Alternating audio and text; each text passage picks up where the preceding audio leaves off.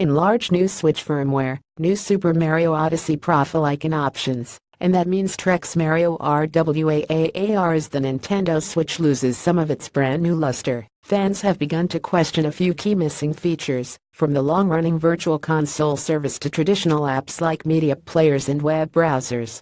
Thus, any new major firmware for the Switch is likely to get fans' hopes up about new functionality, and sure enough, Switch firmware 4.0, out on Wednesday, brings a few new features to the table.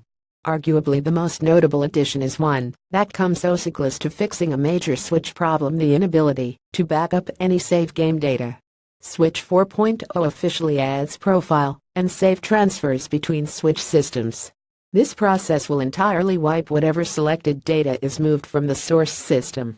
This is the first time Switch owners have been able to move save data in any official capacity, as opposed to having save data being completely trapped on a default system. But it's still a far cry from being able to take your console save files and store them somewhere secure, like a spare South Dakota card or a computer.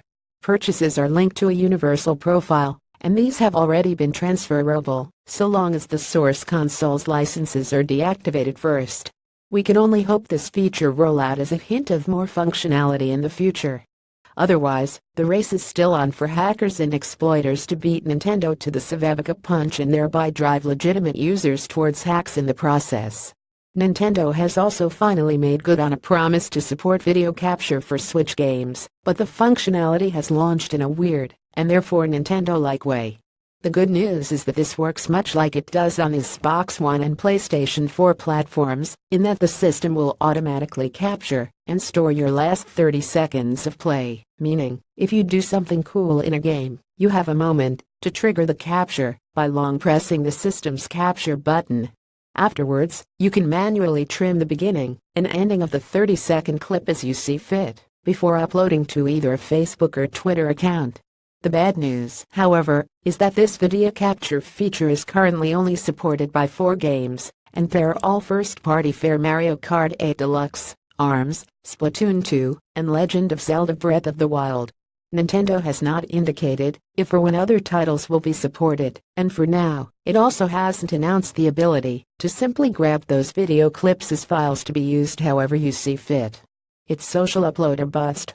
Perhaps that will change if the system ever gets around to officially supporting YouTube as an app, let alone as an upload destination. The firmware's update page mentions a few other under-the-hood tweaks, including how the console will now recognize and list chip-secured Wi-Fi networks, and how people can finally transfer game update data between local systems. No longer will local multiplayer games be stymied by someone not downloading the latest patch, that is, so long as that friend made sure to patch the entire system to version 4.0.